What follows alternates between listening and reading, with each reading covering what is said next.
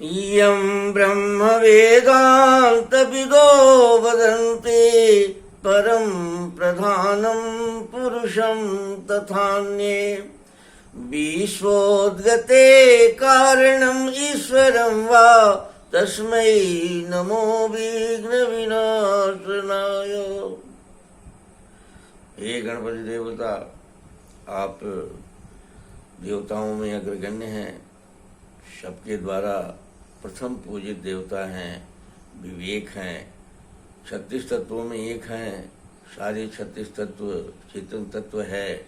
हमारे देश के जितने लोग हैं, विश्व के जितने मनुष्य हैं, सारे लोगों में एक चेतनता का भाव होनी चाहिए, लेकिन सारे लोग इंद्रियों के अधीन फंसकर और अपने विवेक और चेतन और चित्त अहंकार तक अपनी अनुभूति को कमजोर कर लिए हैं, वहाँ तक उस लाभ नहीं मिल रहा है इनको।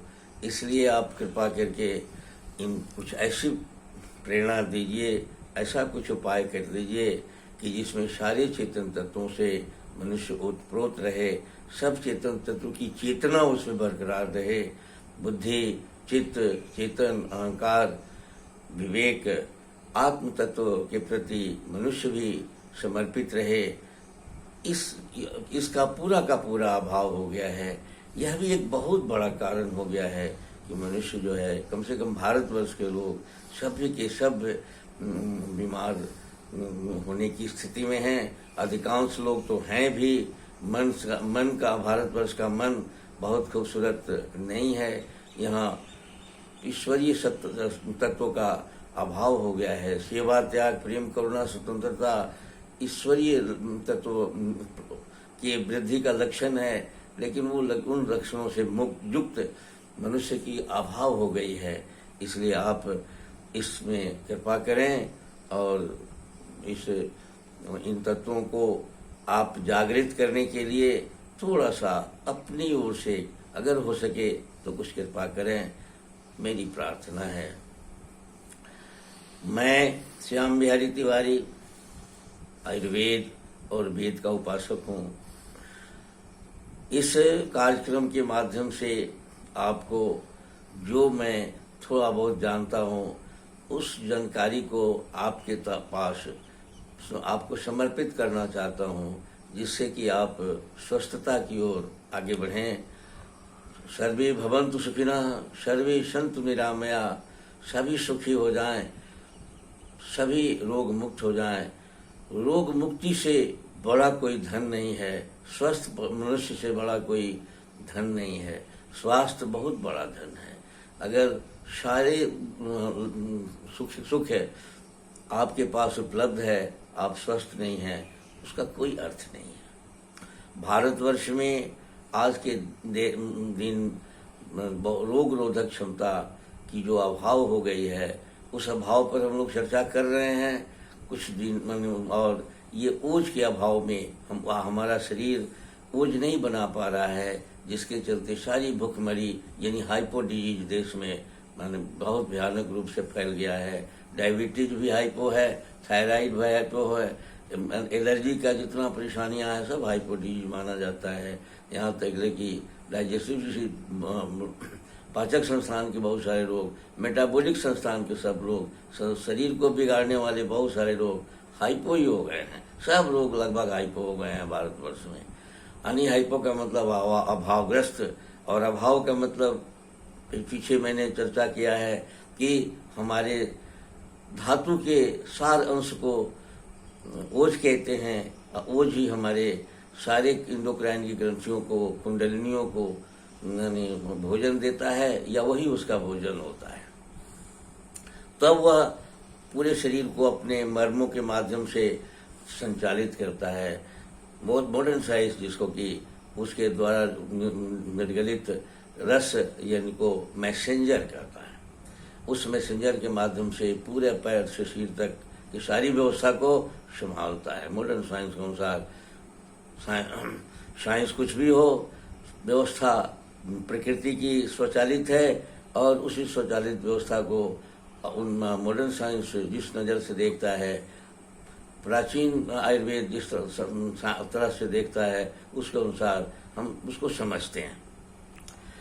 आज के दिन में कुछ ऊर्जवर्धक उपाय कल भी मैंने कहा, आज मैं थोड़ा सा पेड़ पौधों से या आपके खान पान में थोड़ा सा मैं कुछ सलाह देना चाहता हूँ, जिससे कि आप ऊर्ज की कमी से के चलते रोग रोधक क्षमता को बनाने की कोशिश करें और आसानी से बन सकता है।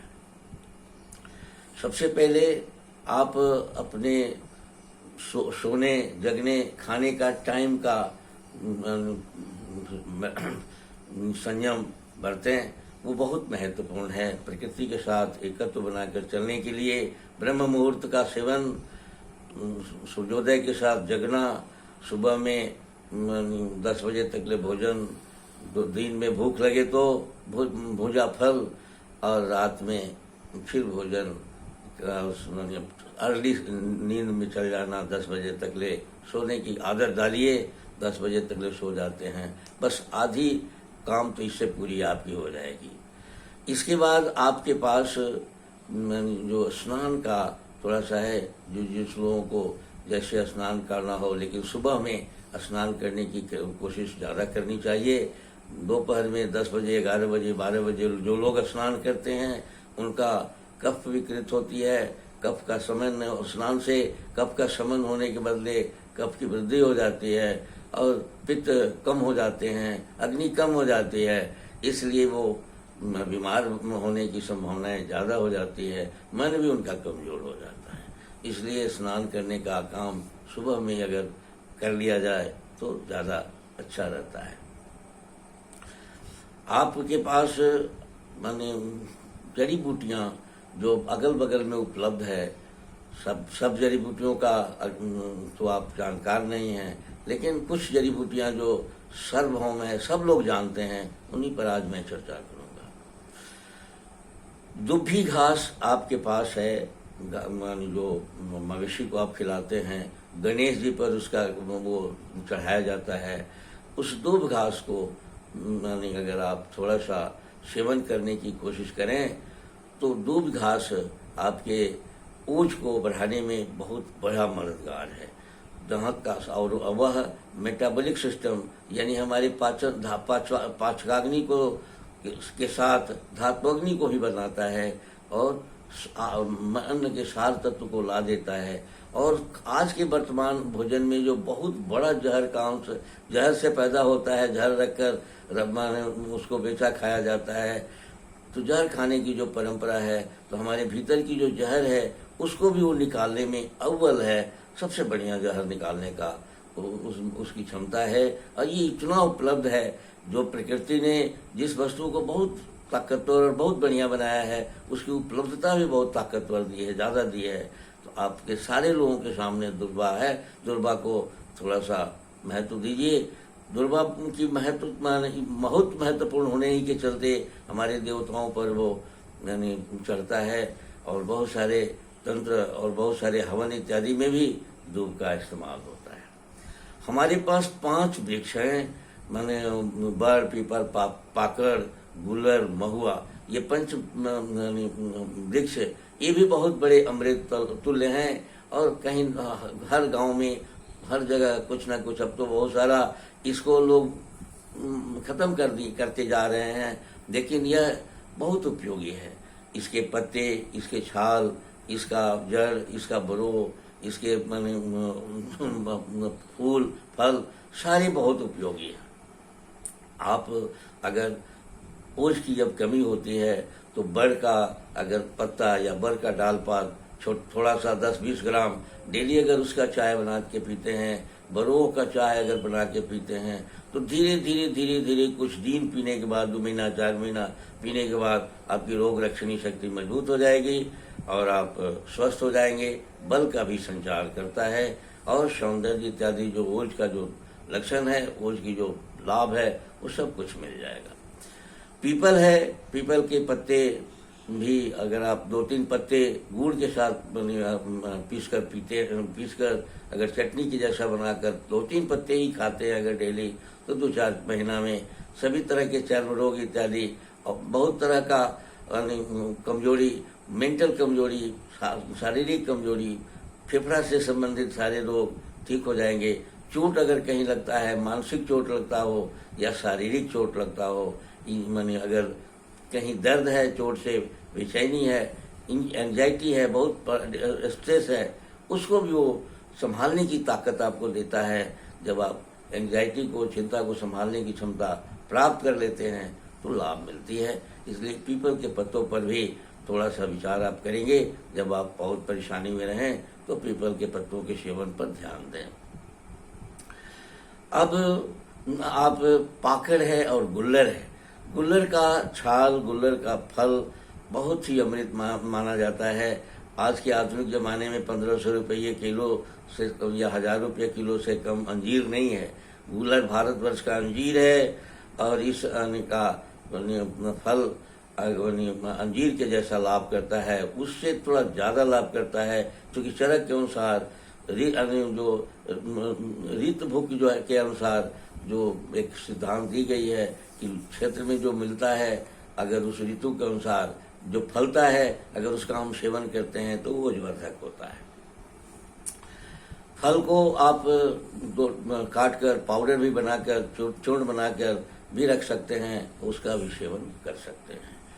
वो जो पका हुआ फल को तोड़ के उसमें एक तो उड़ने वाला कीड़ा निकलता है, उसको निकाल के अगर फिर उसको सुखा कर रख के और चूर्ण बना के खाते हैं तो और ज्यादा पौष्टिक हो जाता है, अंजीर से भी ज्यादा पौष्टिक हो जाता है। पाकड़ खट्टा भी खट्टा और मीठा मधुर आता है, तो पाकड़ का सेवन भी आप करते हैं तो अग्नि की स्थापना भी होती है, काशाय भी उसमें मिल जाता है, 4-5 तत्व उसमें मिल जाते हैं। महुआ का दूसरा, अगर बहुत शरीर में परेशानी है, दर्द है, पेन है, दौर्बल्य है, कठिनाई है, तो 5 से 10 दाना महुआ का फूल जो आप फुलाकर पीसकर अगर प्रतिदिन खाते हैं तो उससे भी ओज बनता है, उससे भी रोग रोधक क्षमता पैदा होती है। उसके बाद आप जो है वो उसके छाल का अगर कहीं कोई काशाय की कमी हो तो काशाय की कमी इन सबके छाल से आप प्राप्त कर सकते हैं। बर का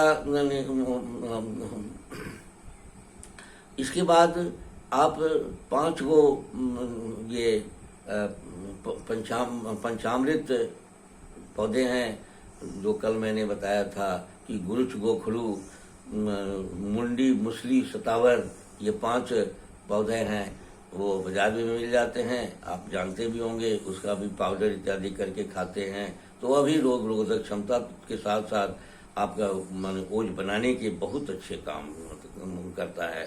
दही और घी पर तो मैंने चर्चा कर ही लिया है। अतः इस कार्यक्रम को इन्हीं बातों से आप विश्राम में देता हूँ और बाद में फिर आप अपनी किताबों को अगल बगल को देखें। रसायन खंड में जो जितनी जड़ी बूटियाँ हैं वो सारी जड़ी बूटियाँ इन जड़ी बूटियों के समकक्ष है, लाभकारी है, हमारे लिए फायदेमंद है। आयुर्वेद का रसायन एक अपने आप में खंड है और आप आयुर्वेद के रसायन की जितनी दवाइयाँ हैं उसको आप इस्तेमाल कर सकते हैं। धन्यवाद।